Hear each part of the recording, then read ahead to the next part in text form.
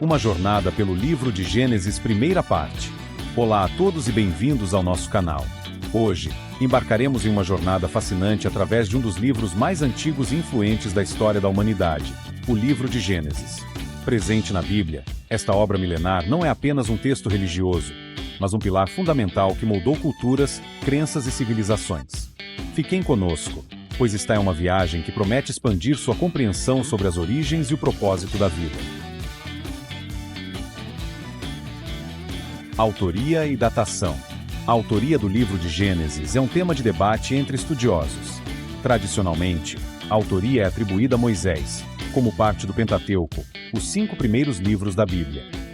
Essa visão é sustentada por passagens bíblicas que mencionam Moisés escrevendo leis e relatos, e pelo testemunho de Jesus e dos apóstolos no Novo Testamento. Acredita-se que Moisés teria compilado tradições orais e documentos existentes. No entanto, a crítica literária moderna sugere que Gênesis é um compilado de diversas fontes e tradições, escritas por diferentes mãos ao longo do tempo. Essa teoria, conhecida como hipótese documentária, identifica 4 principais fontes: javista, J, eloísta, E, sacerdotal, P e deuteronomista, D. Embora haja discussões sobre a existência e a datação exata dessas fontes, a tese majoritária é que a redação final do texto ocorreu no período pós-exílio babilônico, por volta do século V a.C., incorporando tradições mais antigas. Anacronismos presentes no texto, como a menção de cidades por nomes posteriores ao período dos patriarcas ou a referência aos caldeus em Ur, que surgiram muito depois do tempo de Abraão, são apontados como evidências de que o Gênesis não foi escrito em um único momento ou por uma única pessoa. Essas alterações teriam o objetivo de tornar o texto mais claro para os leitores contemporâneos à sua redação final. Em resumo, enquanto a tradição aponta Moisés como o autor principal, a análise acadêmica moderna sugere um processo de compilação e edição complexo, que se estendeu por séculos, culminando na forma que conhecemos hoje. Estrutura do Gênesis. A estrutura do livro de Gênesis é notável por sua organização, que facilita a compreensão de sua vasta narrativa. O livro pode ser dividido em 2 grandes seções principais. 1. História Primeva, capítulos 1 ao 11. Esta seção aborda os primórdios da humanidade e do mundo. Ela inclui a criação, capítulos 1 ao 2, relatos da criação do universo, da terra e da vida, culminando na criação do homem e da mulher. A queda e o pecado original, capítulo 3, a desobediência de Adão e Eva e a entrada do pecado no mundo. Caim e Abel, capítulo 4, o primeiro assassinato e suas consequências. Genealogias e a corrupção da humanidade, capítulo 5 ao 6, listas de descendentes e a crescente maldade da humanidade que leva ao dilúvio.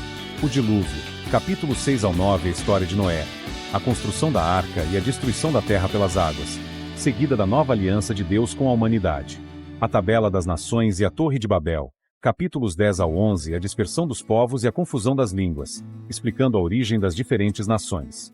2. História patriarcal, capítulos 12 ao 50. Esta seção foca na origem do povo de Israel através das histórias de seus patriarcas. Ela se concentra em 4 figuras principais.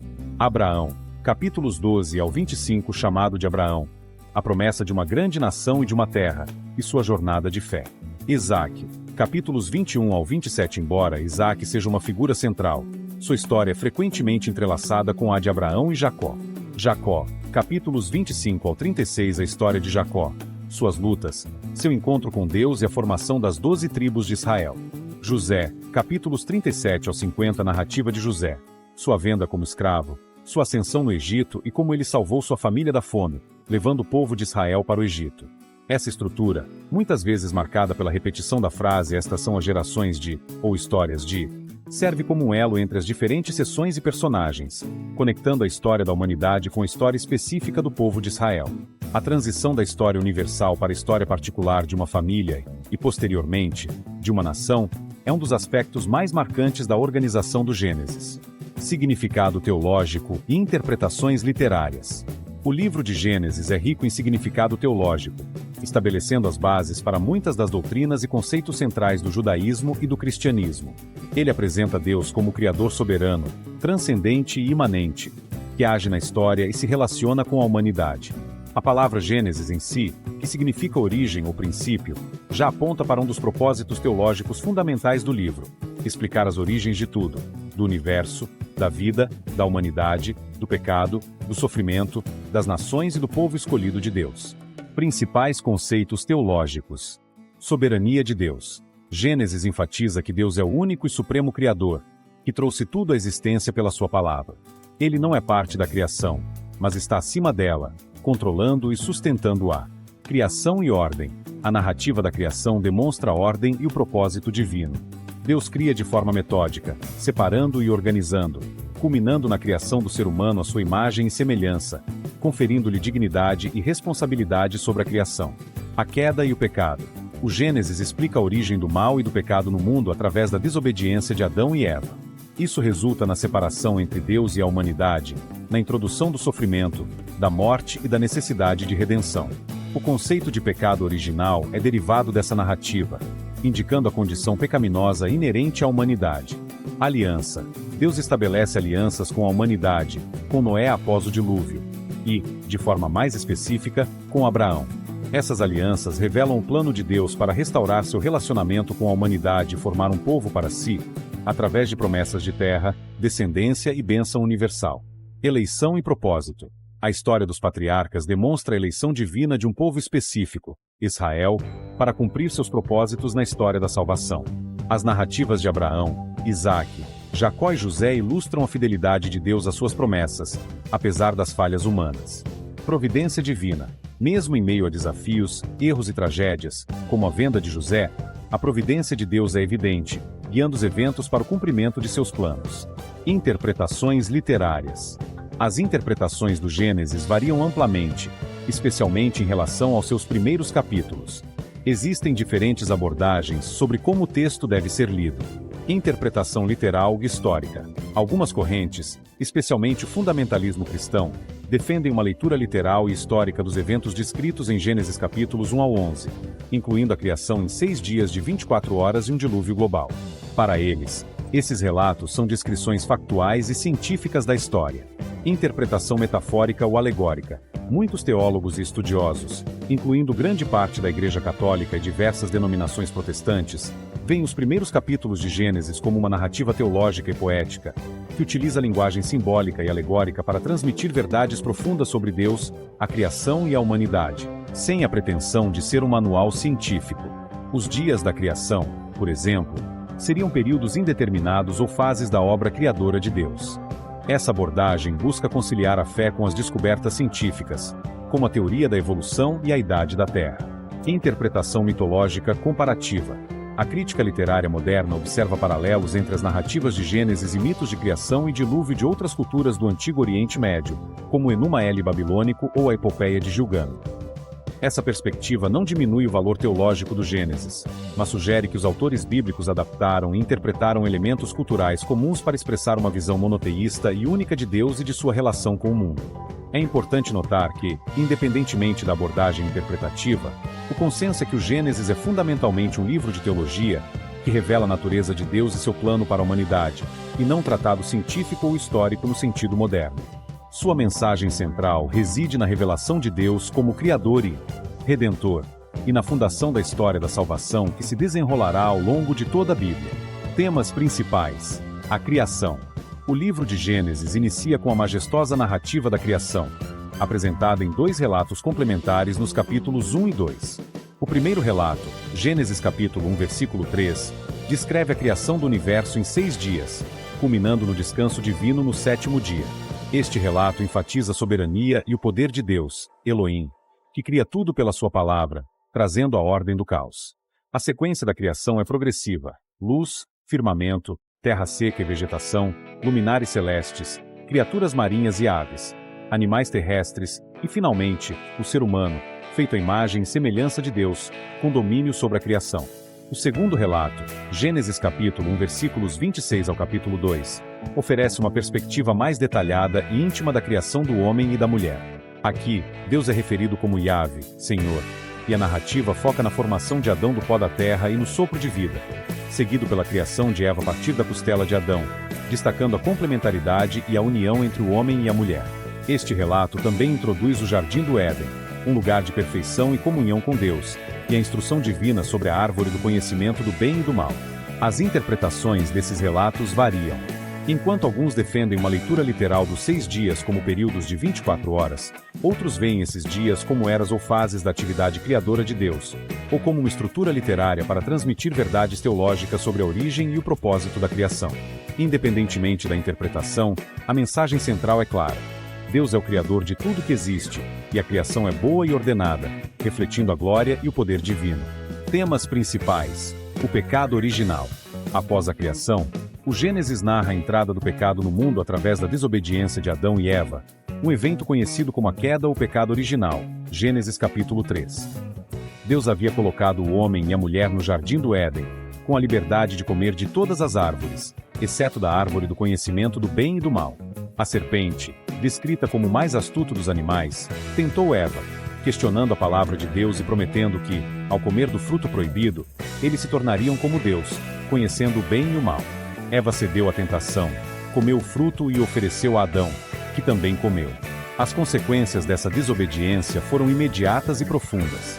Seus olhos foram abertos, e eles perceberam que estavam nus, sentindo vergonha e tentando se esconder de Deus. A comunhão perfeita com o Criador foi quebrada. Deus confrontou Adão e Eva, que tentaram culpar um ao outro e a serpente. Como resultado, Deus pronunciou maldições. A serpente seria amaldiçoada e rastejaria. A mulher teria dores no parto, seu desejo seria para o marido, e o homem trabalharia com suor e fadiga para tirar o sustento da terra, que produzirá espinhos e abrolhos. A morte, tanto física quanto espiritual, entrou na existência humana. Adão e Eva foram expulsos do jardim do Éden para que não comessem da árvore da vida e vivessem para sempre em seu estado pecaminoso. O conceito de pecado original, embora interpretado de diferentes maneiras, é fundamental para a teologia judaico-cristã. Ele explica a inclinação humana para o mal, a presença do sofrimento e da morte no mundo, e a necessidade de redenção. A narrativa não apenas descreve um evento histórico, mas também serve como uma explicação teológica para a condição humana, a separação de Deus e a busca por restauração. Temas principais: o dilúvio. Os capítulos 6 ao 9 de Gênesis narram a história do dilúvio universal, um evento cataclísmico que marcou a intervenção divina diante da crescente corrupção e violência da humanidade. Deus, entristecido com a maldade dos homens, decide destruir toda a vida na terra, mas encontra um homem justo e íntegro, Noé. Deus instruiu Noé a construir uma arca, um grande navio, e a levar consigo sua família, sua esposa, seus 3 filhos Sem, Cã e Jafé, e as esposas deles, e um casal de cada espécie de animal, 7 pares de animais puros e um par de animais impuros, segundo algumas interpretações. Noé obedece fielmente às instruções divinas. Quando a arca está pronta, as fontes do grande abismo se rompem e as janelas do céu se abrem, resultando em 40 dias e 40 noites de chuva ininterrupta. As águas cobrem toda a terra, e toda a vida que não estava na arca perece. Após 150 dias, as águas começam a baixar, e a arca repousa sobre os montes de Ararat. Noé envia um corvo e depois uma pomba para verificar se as águas haviam diminuído. A pomba retorna com um ramo de oliveira, indicando que a terra estava seca. Após mais alguns dias, Noé e sua família, junto com os animais, saem da arca. Como um ato de gratidão, Noé constrói um altar e oferece sacrifícios a Deus.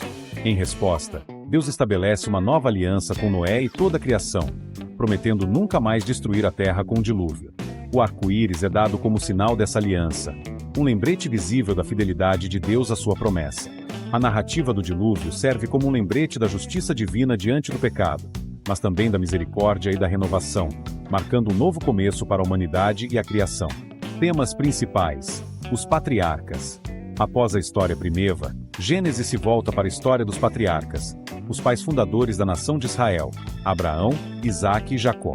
Esta seção, Gênesis capítulo 12 ao 50, é crucial para entender a formação do povo escolhido de Deus. Abraão.